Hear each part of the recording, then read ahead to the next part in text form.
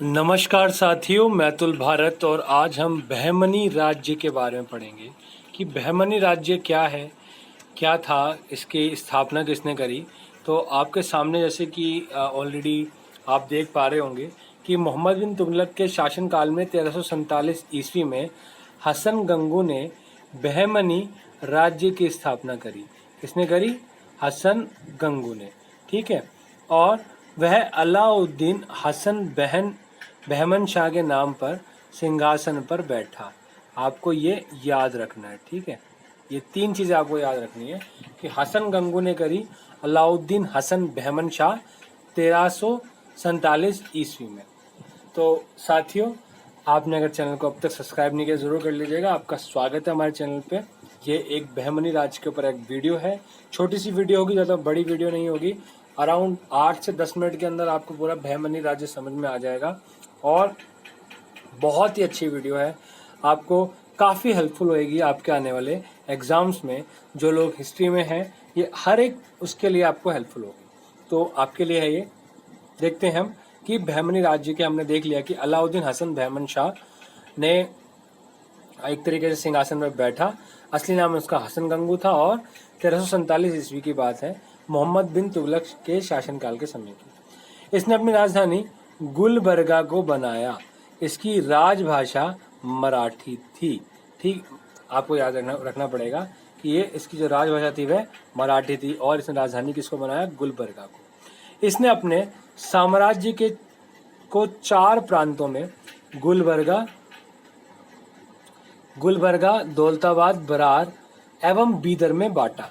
इसकी मृत्यु 11 फरवरी 1358 ईस्वी को हो गई।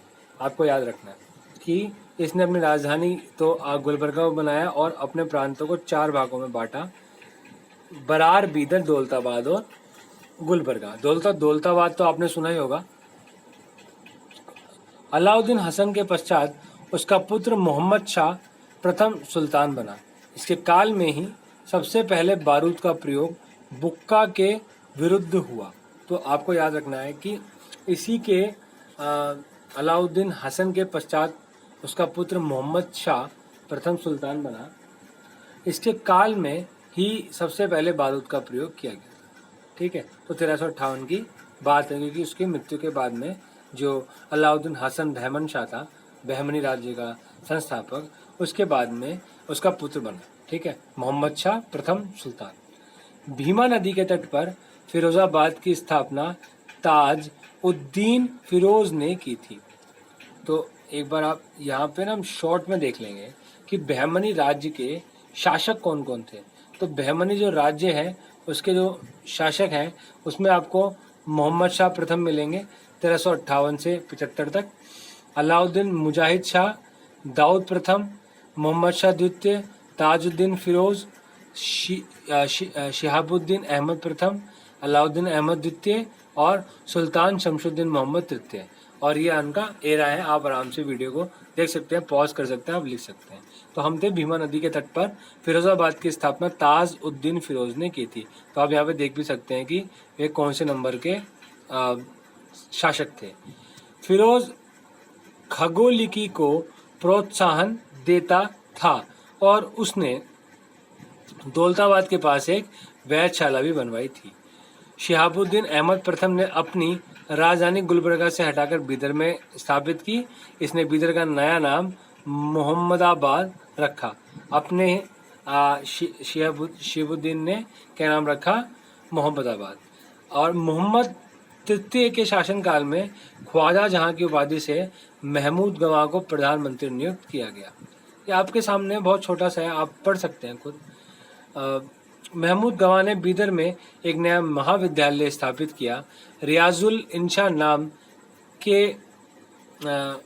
से महमूद गांव के पत्रों का संग्रह किया गया। 1417 में रूसी यात्री निकितिन याद रखना आपको, बहमनी राज्य की यात्रा पर आया। इस समय बहमनी राज्य पर ताज उद्दीन फिरोज का शासन था, जो अभी हमने थोड़ी देर पहले भी देखा कि फिरोज को खगोल ये सब पसंद था और उसने दौलताबाद वगैरह भी ये स्थापित किया। ठीक है, दौलताबाद कह रहा हूँ, आपका ये फिरोजाबाद के पास में उसने एक ताज उसने फिरोजाबाद की स्थापना करी, सॉरी, भीमा नदी के तट पर। तो ये फिरोज की बात हो रही है। आगे चलते हैं हम। बहमनी राज्य के चारों प्रांतों मतलब चारों तरफ के प्रांतपति तरफदार उसके विरुद्ध विशेष से जाने जाते थे। दौलताबाद का वफादार मसनद ए आली, बीदर का तरफदार आजम हुमायूं, बरार का तरफदार मजलिस ए आली और गुलबर्ग का तरफदार मालिक नायब। बीजापुर गुलबर्ग तराफ में शामिल था। ये सबसे महत्वपूर्ण तराफ था। आगे चलते हैं हम।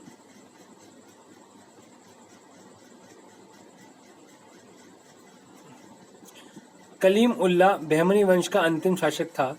इसकी मृत्यु के समय बहमनी राज्य 5 स्वतंत्र राज्यों में बढ़ गया। इन स्वतंत्र राज्यों से संबंधित विवरण इस प्रकार है: बीजापुर आदिल शाही वंश, अहमदनगर निजाम शाही, बरार इमाद शाही, गोलकुंडा कुतुब शाही और बीदर बरीद शाही वंश। और संस्थापक भी आप देख सकते हैं कि जैसे ही कलीम उल्ला बहमनी वंश का अंतिम शासक जैसे मरा, तो जो ये आप दक्षिण में देखेंगे बहमनी साम्राज्य वो इस प्रकार से बढ़ गया और संस्थापक उसके ऐसे ऐसे बन गए।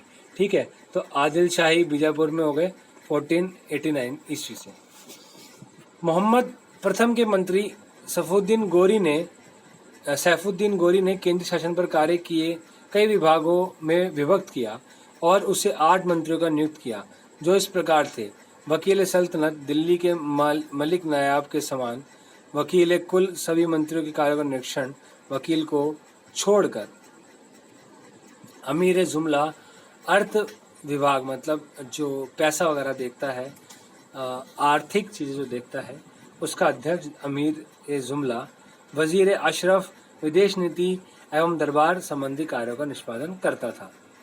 नाजिर वह अर्थ विभाग से संबंधित था। पेशवा वकील ए सल्तनत का सहायक था। कोतवाल नगर के मुख्य पुलिस अधिकारी था। सदरे जहां न्याय विभाग, धर्म तथा दान विभाग का अध्यक्ष था। सुल्तान के महल तथा दरबार की सुरक्षा के लिए विशेष अंगरक्षक सैनिक दल या जिसे साक एक खेल कहा जाता था, ये चारों भागों या नौबात में विभाजित थे, जिसके मुख्य अधिकारी सर ए नौबात होता था। बहमनी राज्य में कुल 18 शासक हुए, जिन्होंने कुल मिलाकर 175 वर्ष तक शासन किया। तो आपको 175 वर्ष तक का जो बहमनी राज्य का जो शासनकाल था, ये मैंने आपको बताया और आपको कहीं ना कहीं ये हेल्प होगी आपके आने वाले पढ़ने के टाइम पे, जो आप कनेक्ट कर पाएंगे कि जैसे आदिल शाह वगैरह जो जिसके आधार पर इनका जो आदिल शाही साम्राज्य जो बीजापुर में स्थापित हुआ 1489 में। और आप ये भी देख पाएंगे कि इस समय तक आपको पता ही है कि 1526 में जो पानीपत की जो लड़ाई हुई और उसमें जो आपका इब्राहिम लोदी जो दिल्ली सल्तनत हारी और मुगल साम्राज्य की स्थापना होगी बाबर ने जो करी, तो आप उसका भी देखेंगे कि वह कितने करीब था। और उस समय तक 1526 में आप खुद ही देख सकते हैं कि क्योंकि जो कलीमुल्ला जो आखिरी जो वंशज था उसकी जो मृत्यु हो गई थी, वह आपकी ये अराउंड 1482 के समय तो नहीं, बट यहाँ पे लिखा है ज़रूर, मैं कहीं मिस कर पा रहा हूँ। अगर आपको हो तो आप ज़रूर बताइएगा कि क्या कलीमुल्ला बहमनी वंश के अंतिम शासक थे। बट चलिए कोई बात नहीं, बट आपको समझ में आ रहा है कि जैसे बीदर का बरीद शाही जो है वह 1526 में स्थापित हुआ, जबकि 1526 में ही उधर इब्राहिम लोदी और बाबर की लड़ाई चल रही थी। तो यहाँ पे सारी चीज़ें आपके सामने हैं। वीडियो को आप दोबारा देख सकते हैं, आराम से देख सकते हैं, वो कोई भी प्रॉब्लम नहीं होगी। और चैनल को सब्सक्राइब जरूर कर दीजिएगा। अगर आपने मेरे चैनल को सब्सक्राइब नहीं किया है तो आप ज़रूर कर दीजिए। आपको काफ़ी हेल्पफुल वीडियो होगी आपके आगे आने वाले क्वेश्चन पेपर्स में। तब तक के लिए घर पे रहिए, आप स्वस्थ रहिए, मस्त रहिए और ऐसे ही वीडियो देखते रहिए। जय हिंद, जय भारत।